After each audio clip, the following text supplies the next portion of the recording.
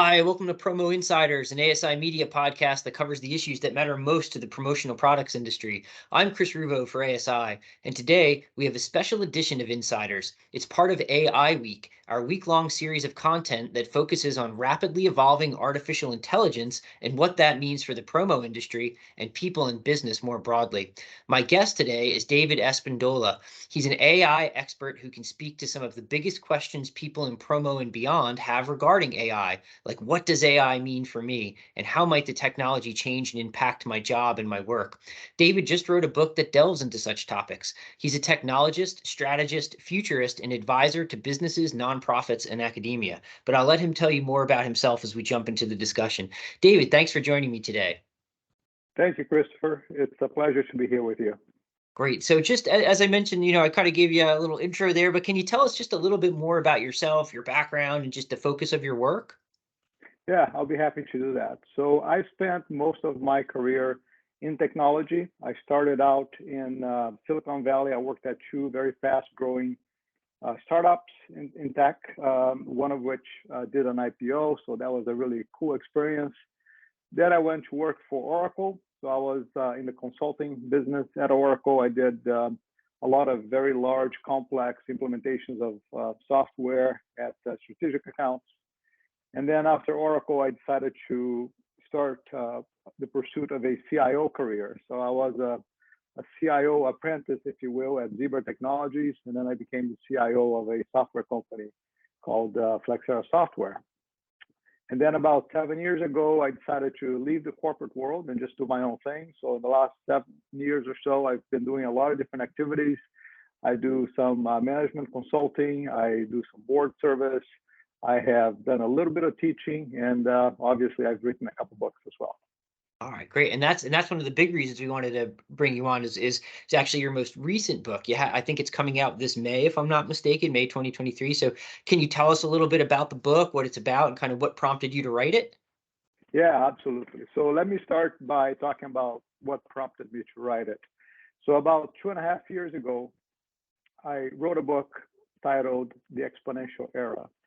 And in that book, I talk about all these different exponential platforms that have come about in the last 10 years or so, and how the convergence of these technology platforms are really driving a lot of the changes that we're experiencing today. And out of all of those platforms, and there were about 8 or 10 of them, there was one that really stood out, and that was artificial intelligence. So I thought that one deserved a book of its own. And so that was part of the reason why I wanted to write this book about AI. So the book is called Soulful, You in the Future of Artificial Intelligence. So I hope I've been able to capture the juxtaposition of what I wanted to convey between the soft, emotional side of being human and the more hard analytical side of AI.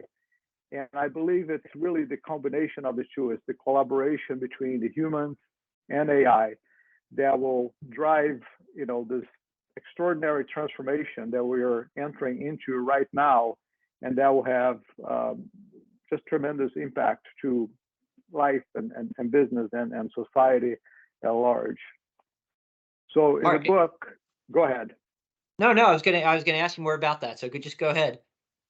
Yeah, so I'm just gonna say, so in the book, I discuss a number of different things. So I go from the practical to the profound. So in the practical side of things, I discuss, how AI evolved, how it got to the point where we are today, and where I think it's going in the future. I talk about some of the ethical concerns that we're hearing a lot about as well with AI. I describe the collaboration process where I see humans collaborating with AI, and along with that, the skills that we need to develop to be really good at interacting with these intelligent machines. And then I make the point of differentiating, what it means to be human versus what it means to be an intelligent machine. And the reason why I try to point that out is because I think the lines will start to blur. The robots, the AIs are going to become extremely good at mimicking humans mimicking our emotions and be able to, it's going to look like you're dealing with a human being, but you're not. And I think we can get a little bit of that already with Chat GPT, right? It feels like you're talking to a human, but Absolutely. what's behind the scenes is something that doesn't really understand the conversation that's being held between the user and the platform. So I think it's important to make that distinction. And then it naturally takes us into the profound questions. And these are questions that have been pondered by thousands of years, from philosophers to theologians. And it's questions like, what is consciousness? Who are we? What does it mean to be human? Is what we are just what's in our brains, or is there something beyond that? So those are the more difficult, profound questions, and I try to touch on that a little bit in the book. And then just Oh, to yeah. close it up, the one thing that I try to do is really try to provide a very optimistic view of the future, at least a scenario in which, we could be moving towards a very bright future, because I see a lot of pessimism out there. It's a lot of, doomsday scenarios that are being talked about in the media, but there's also the positive side, and I think we do have the possibility of achieving a bright future. Obviously, there are going to be some difficulties that we'll face getting there. So I try to balance this optimistic view with a realistic examination of the challenges we'll have in getting there. All right, interesting. So with that premise, I mean, that's a massive scope. Just one part of that, of course, and you mentioned it, is kind of how do you see AI, and as AI I would include robotics too, kind of as part of that, impacting and reshaping, if that's the right word, work as we know it, say over the next decade or so. Yeah, so I think we're going to see some very profound changes. The challenge is that the technology is changing so fast that it's pretty much impossible to predict, how things will look like in 10 years or even 5 years. But there are some things that we can see and some signals that we can look at that will help us extrapolate what might be coming in the future, and then make some conclusions from that. So just an example of how fast things are changing, we now have this position called a prompt engineer. And this is something that didn't exist just 3 or 4 months ago, and it's a new position and there's demand for it. So things are just happening so fast. It's really difficult to predict what kinds of positions, what kind of roles we're going to have with the advancement of AI. But looking at these signals and extrapolating, things that we see coming in the future, I think it's pretty safe to say that anything that is algorithmic in nature, so these are the things that you do by following a set of instructions. Those things are most likely going to be automated. The things that I believe will be in demand from a human perspective, where we can really bring our unique human capabilities to that collaborative effort with AI, are the things that are unique to us, like empathy and trust and originality, original artistic expressions. Things of those nature will become more and more valuable as we bring our own set of capabilities to that collaborative effort with AI. All right, interesting response. Now, I want to try to maybe focus in on what I would call, white collar or office work in particular. A lot of folks in our industry are working in office settings, and I'm curious as to what degree you see AI and influencing or changing jobs in white collar settings. And you touched on this a little bit already, but just are there certain positions at risk of becoming obsolete? Is there advice workers should follow for kind of next genning their skills, for lack of a better term? And I'd just be curious to your thoughts on all of that. Yeah, so I'll give you my perspective on this. I think there will be a set of jobs that will be completely replaced by AI. but I think the majority of jobs, they're not going to be completely replaced by AI. It's going to be AI being used as a tool to help humans become more efficient in their jobs. I Is think there a that's for going is to, there a for instance that comes to mind, David? Like, hey, this job is very well might go away, but this position is going to be type of position will be working in collaboration with AI. Like something come to mind on that?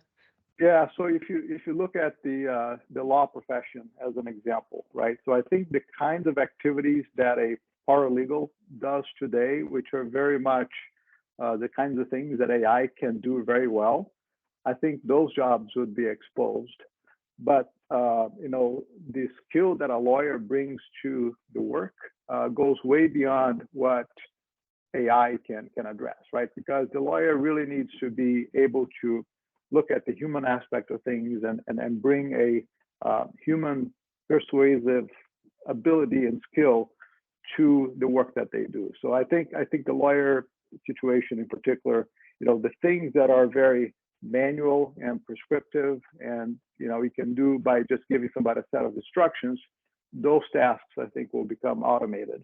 But the ones that require that human intuition and the human ability to understand and empathize with other humans, those will not going to go away.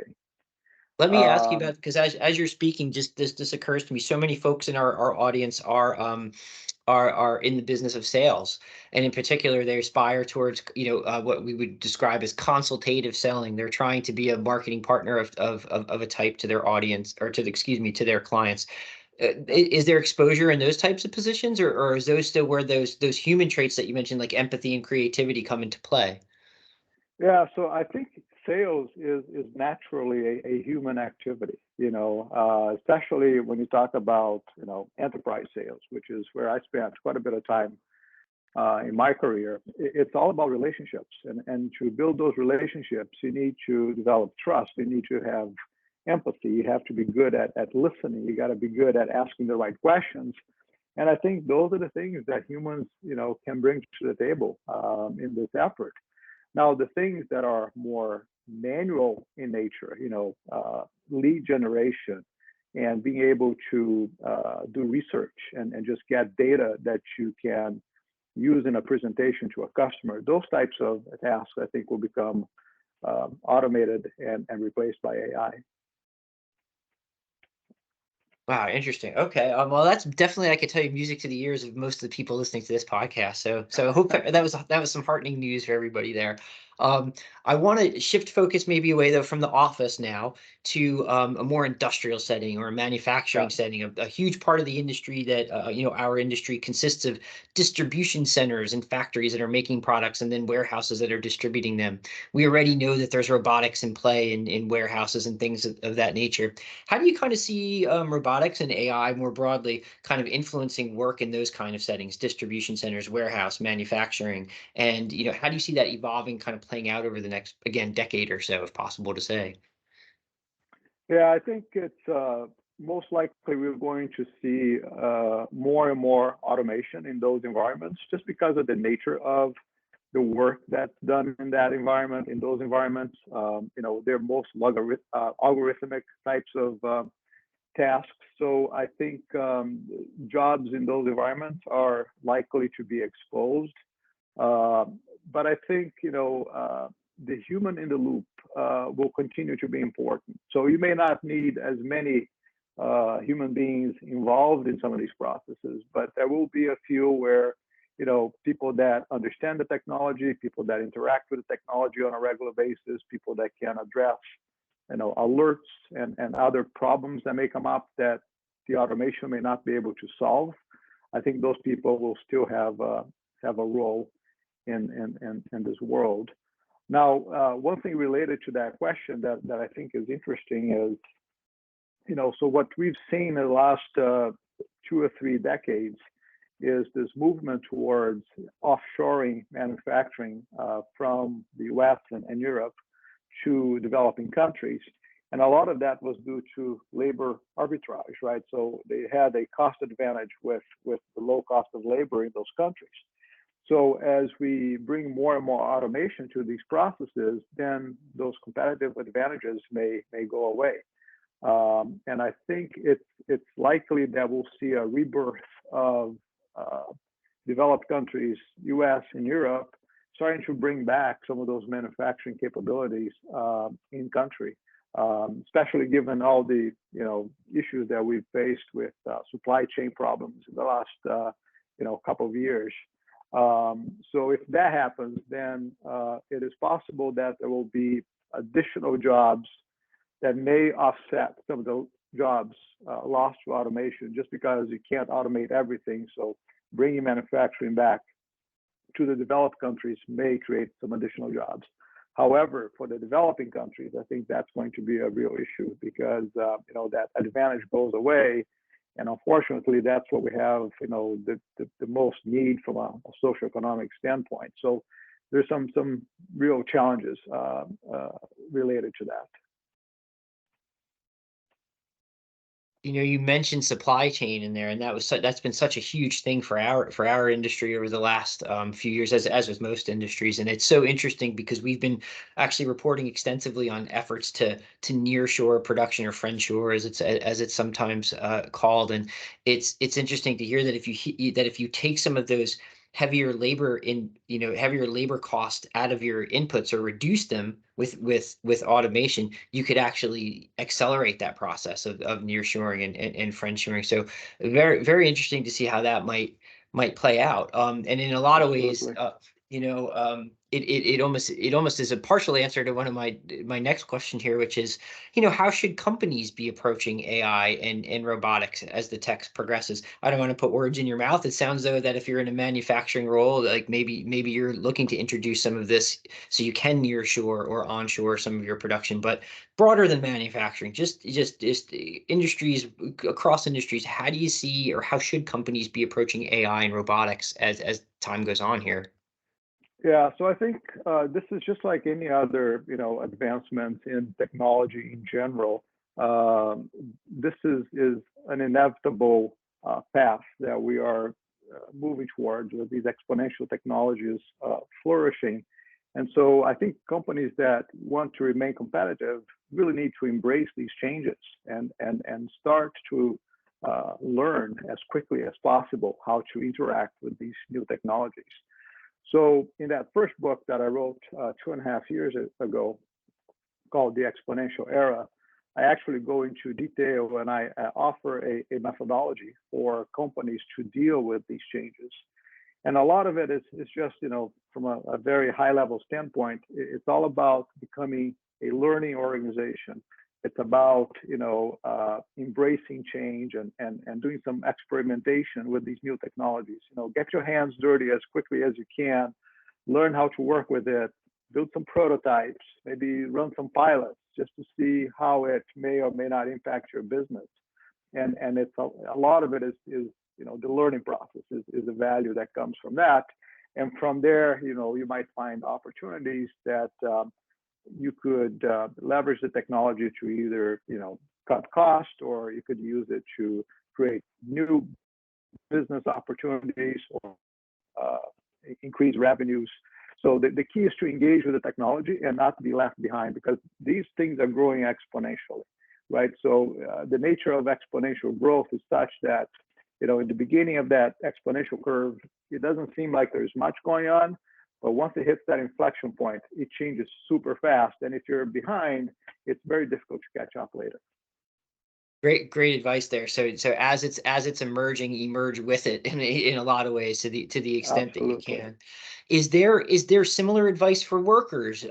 Should, and I know workers is such a broad term. Worker could be anybody from someone working in a factory to someone in an office building. But in general, is there an approach that just us everyday folks out there working should be taking to AI?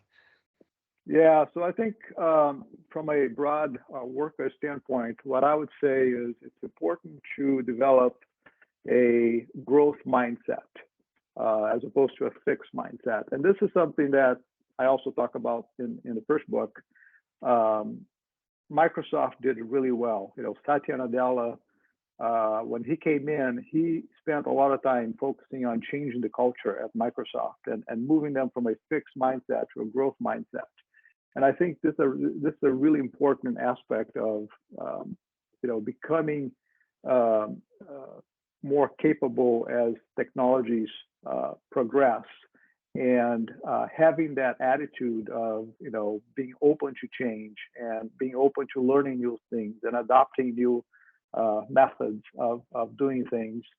So the one advice I'd have for people in general is, develop this lifelong learning mindset. Because if you're not learning constantly and open to new things, you're going to be left behind. It's just inevitable. Okay, great advice. And in a lot of ways, hopefully most of us are already in that mindset with how even regardless of AI, right? How quick everything's been evolving over the last 20 years. It's almost insane to think about. So Yeah, maybe just accelerate that mindset even further, stay in it, and can continue to kind of embrace these things. So yeah, another thing I wanted to ask you, and you've kind of answered it to a degree already, but um there's fear out there, right? Like there's excitement, but there's fear too. And you hear yeah, doomsday scenarios sometimes, you might say, right? There's yeah. an AI takeover. Do you see such a thing? And from what you've said so far, it doesn't sound like you do, but I'd love to just hear your thoughts more on that. Like, do you see an AI takeover, and where do humans kind of continue to have the advantage over AI and robots? Yeah, so I think that's where you get into that realm of the profound, right? So these are really difficult questions to deal with. So I can give you my point of view, and not everybody necessarily, agrees with my point of view. But here's what I think is important to keep in mind. The answer to these questions, I think, will for each person really depend on your belief system and what you believe is true. So I think if you come from the mindset that humans are nothing but what's in our brains, there's nothing beyond that. And what's in our brains, whether it's neurochemicals and electric pulses that determine everything that we do and everything that we think and feel, then I think it would be easy to come to the next natural conclusion that if you have another entity made of the same matter that we're made out of, the same atoms, same molecules, that is vastly superior and more intelligent than we are, then it's easy to conclude that, those intelligent robots will overcome humanity, right? They will, maybe exterminate humanity, I don't know, or maybe put us as second-class citizens or something worse. So I think it's some of the fear comes from that mindset.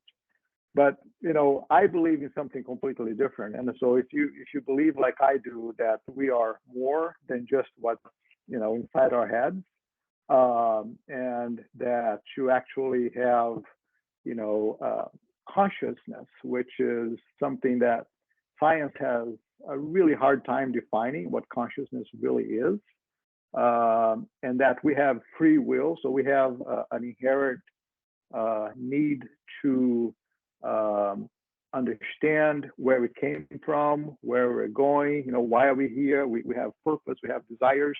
And I think intelligent machines don't necessarily have those things. They only have desires that we impart to them.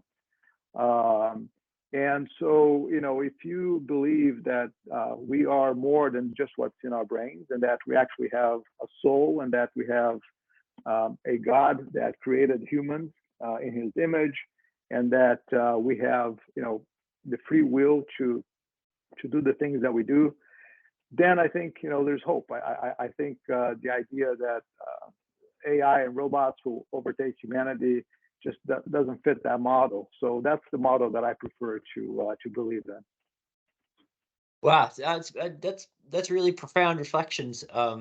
I hope that encourages people to go read Soulful, because I think that's an interesting. If people haven't had that kind of a internal debate or internal discussion with themselves about their view of what it really means to be human, you could this discussion around AI presents a very interesting opportunity to do that, right? To kind of to ask these types of questions, and it's just Yeah. it's interesting to hear. I'm just I'm wondering what your kind of like I guess your wrap up thoughts would be here. What would be your takeaway for folks? Like if you wanted them to walk away with a couple things either about the book or about where AI and robotics is going, what would that be?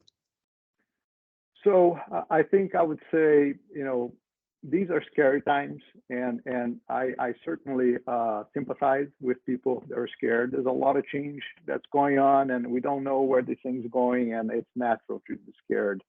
But I think we need to balance, a lot of the pessimism that we see out there with some optimistic views and possibilities as well. So I like to lean towards the optimistic view of things, and so I'd like to just leave with an optimistic message here.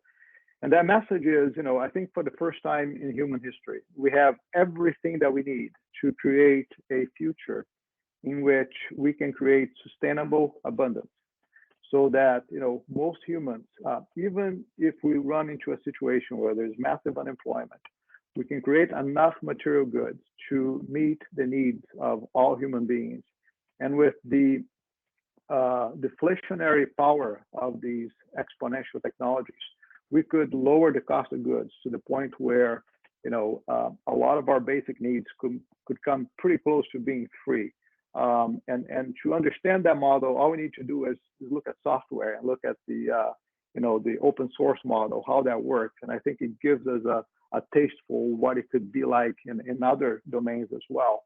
So that possibility is right here, right in front of us. I think there will be some challenges, obviously, in getting us to that point. It's not something that's going to happen immediately. I think it will take several decades for us to get there. And in that process, we need to create safety nets for the people that are going to be experiencing job displacement. We need to worry about what we're doing to the environment. We need to worry about, the accumulation of debt that has been happening for several decades, and we need to get, a hold of those issues and not let the system collapse, right? So we need to keep this thing going to get to that point where we can produce enough goods so that everybody can benefit from. But I think that scenario is not only possible, it's a likely scenario if we just manage the change process correctly in the next several decades. Well, just as there was at the start of the Industrial Revolution, right? There's growing pains, Yeah, and not to gloss over that because growing pains does translate into people's lives, of course. yeah, But I love the idea that there's an optimistic future, and that if we can navigate through these growing pains, that in time, what AI can do for us is actually maybe, if I'm understanding you right, create a more equitable in some ways society, and a society in which everybody's needs are being met without causing necessarily huge amounts of impact on planet. So it's very interesting to hear that scenario, and I hope everybody listening kind of enjoys it because we want to put that there's positives to this too. I think sometimes maybe in mass media, some of the more negative headlines or the scare tactic headlines are going to draw attention more, but there is so many interesting potential positives that come from this too. And it's interesting that you point that out. yeah, absolutely. So I think it's important to keep a balance, right? I think we need to be realistic about the challenges we're facing. There's a lot of ethical issues that we need to work through, but there's also the optimistic side as well. All right, well, great stuff. Well, David Espindola, thank you so much for joining us today. For everybody who's still listening, please go check out David's book, Soulful. You can get much more in-depth discussion of what we kind of covered in this podcast. I think it'd be worth your time. So, David, thank you again so much for joining me. Very much appreciated. Thank you, Christopher. It was a pleasure.